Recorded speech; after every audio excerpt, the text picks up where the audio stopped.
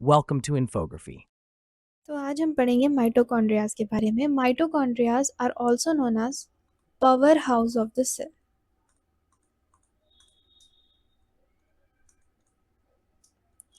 इनका main function है energy production.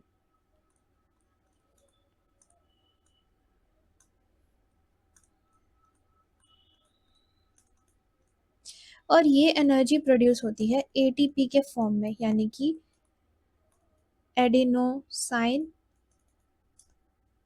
Triphosphate.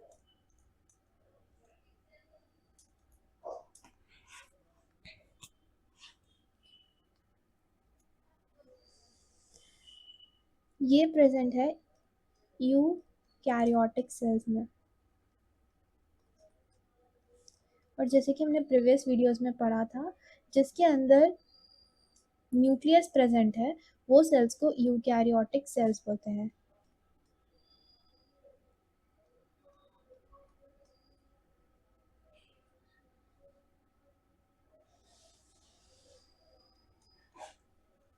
इन्हें यूकैरियोटिक सेल्स कहते हैं। और माइटोकॉन्ड्रियाज यूकैरियोटिक सेल्स में प्रेजेंट होते हैं। और ये साइटोप्लाज्म, जैसे कि मैंने प्रीवियस वीडियो में कहा था, साइटोप्लाज्म जेली लाइक स्ट्रक्चर है जिसके अंदर सारे सेल ऑर्गेनल्स प्रेजेंट है। उसमें से एक माइटोकॉन्ड्रिया भी है। अब आते हैं स्ट्रक्चर ऑफ माइटोकॉन्ड्रिया पे। माइटोकॉन्ड्रिया एक double membrane bound cell organelle है।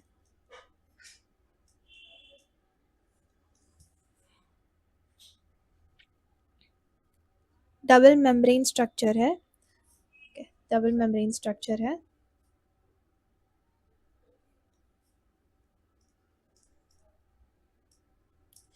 इसमें आउटर माइटोकॉन्ड्रियल मेम्ब्रेन और इनर माइटोकॉन्ड्रियल मेम्ब्रेन है। तो आउटर माइटोकॉन्ड्रियल मेम्ब्रेन स्मूथ है। पहले आउटर मेम्ब्रेन, ये स्मूथ है।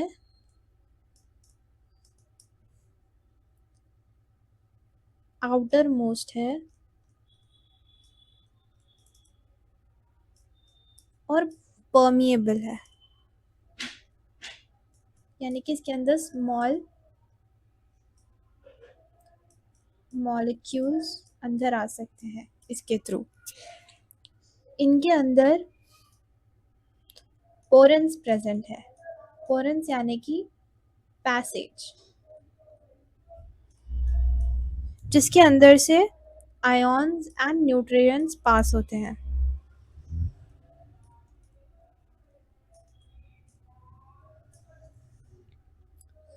अब इनर मेम्ब्रेन।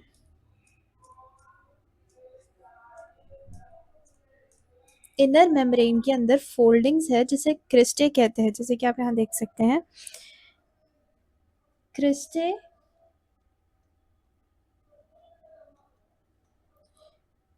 केमिकल रिएक्शंस में हेल्प करता है सेल के अंदर।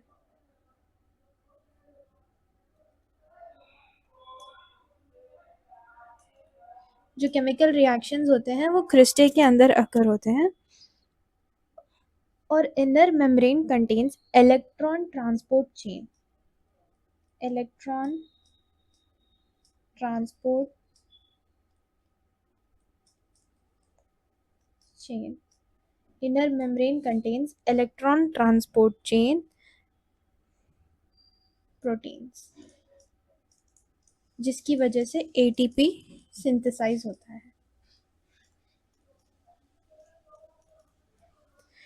अब inter membrane space, space between the outer membrane and inner membrane, ये जो स्पेस है इसे इंटर मेम्ब्रेन स्पेस कहते हैं।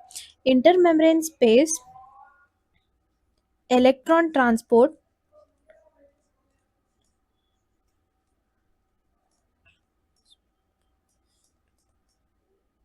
चेन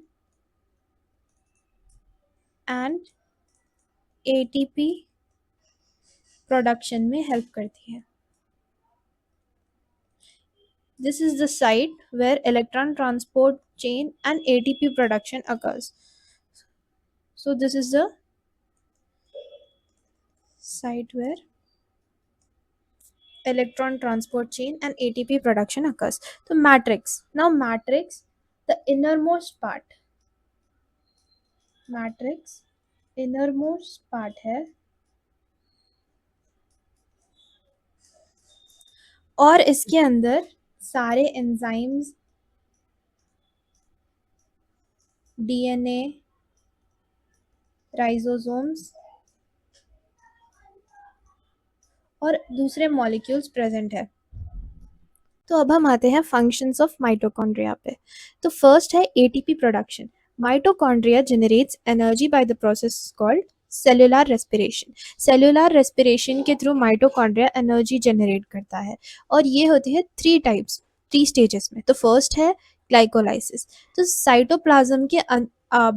साइटोप्लाज्म में अकर होता है वो माइटोकॉन्ड्रिया के बाहर, यानी कि glycolysis occurs in the cytoplasm which is outside the mitochondria. इसमें ग्लूकोज ब्रेक डाउन होता है। Glucose breaks down into pyruvate which enters the mitochondria, यानी कि ग्लूकोज ब्रेक डाउन होता है पायरूवेट में, फिर एंटर होता है माइटोकॉन्ड्रिया के अंदर। अब इसके बाद क्रेब्स साइकिल। क्रेब्स साइकिल में ये this is also known as citric acid cycle, CCC, citric acid cycle. citric acid cycle. Pyruvate is further broken down and releases high energy electrons, यानी कि पायरुवेट ब्रेक डाउन होके high energy electrons में convert हो जाता है।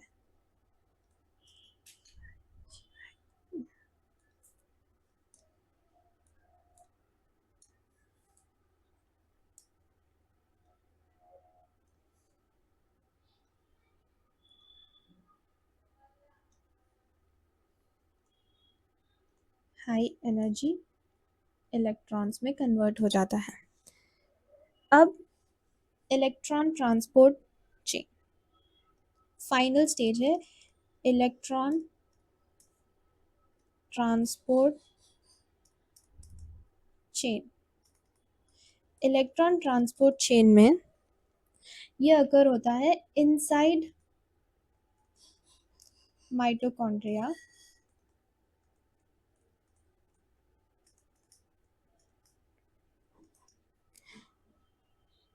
Krebs cycle matrix में occur होता है, matrix of mitochondria.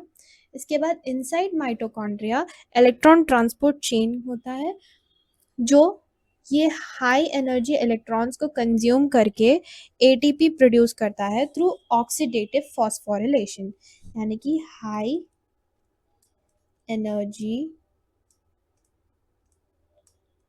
Electrons consume होके एटीपी प्रोड्यूस करते हैं with the help of oxidative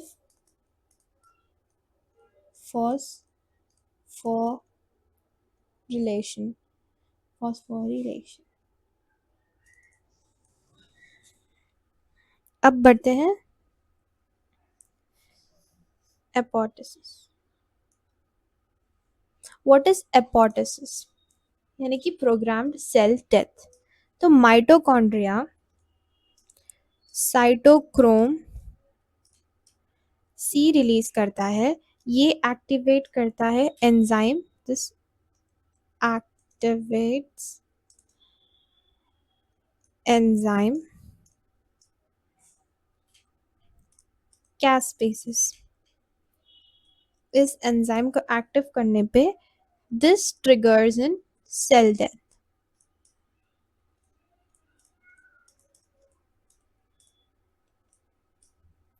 of cell.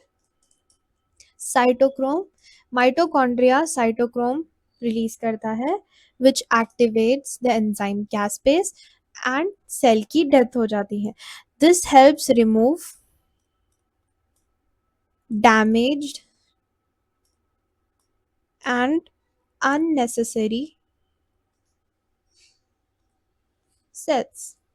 यानी कि इसकी मदद से हम डैमेज्ड एंड अननेसेसरी सेल्स को डिस्चार्ज करते हैं, जैसे कि आप यहाँ देख सकते हैं फर्स्ट सेल, देन उसके बाद से ये ब्रेक डाउन होके फुल्ली सेल की डेथ हो गई. Now heat production or thermogenesis. Specialized cells like brown fat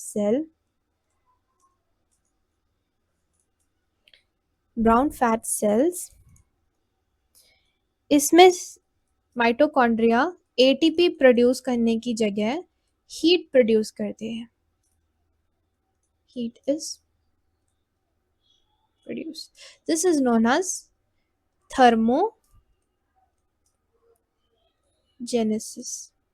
जैसे कि आप देख सकते हैं हीट रिलीज हो रही है. अब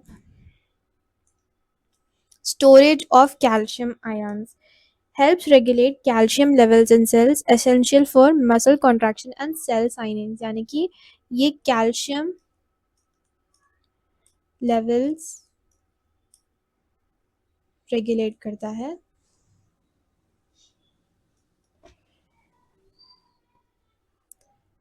which is essential for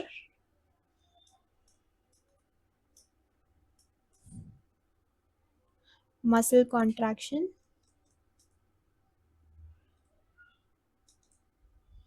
and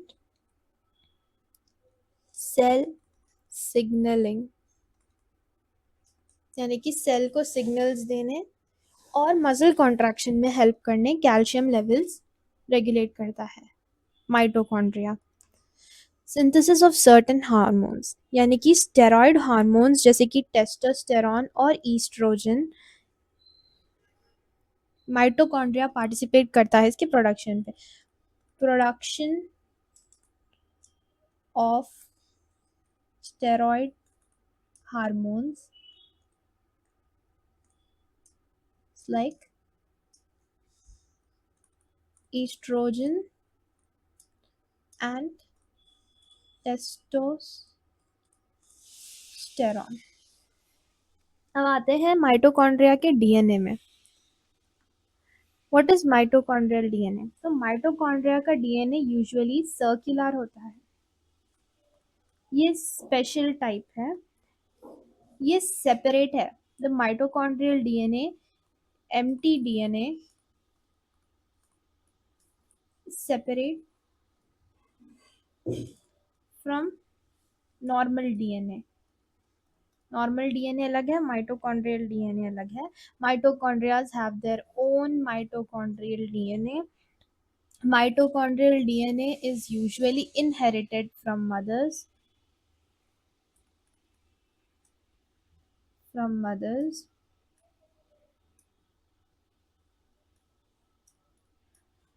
क्योंकि फादर का जो डीएनए है, the sperm mitochondrial DNA gets destroyed after fertilization.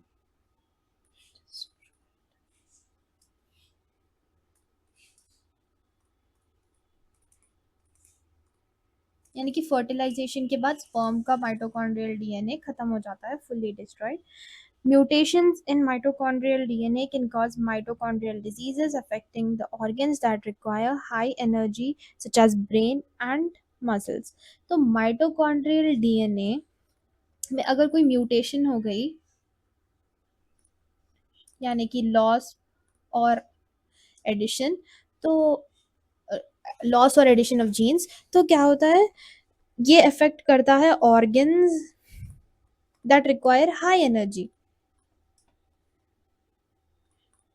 जैसे कि ब्रेन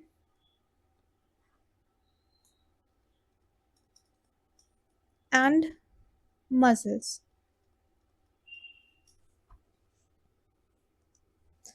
अब आते हैं द कंक्लूजन पे. तो माइटोकॉन्ड्रिया के पास एक स्पेशल स्ट्रक्चर्ड डीएनए होता है जिसे हम माइटोकॉन्ड्रियल डीएनए कहते हैं. Without mitochondria cells wouldn't be able to generate energy to sustain life functions. तो अगर कुछ प्रोसेस करने का है लाइफ में तो उसके वास्ते हमें एनर्जी चाहिए. Without energy we can not do anything.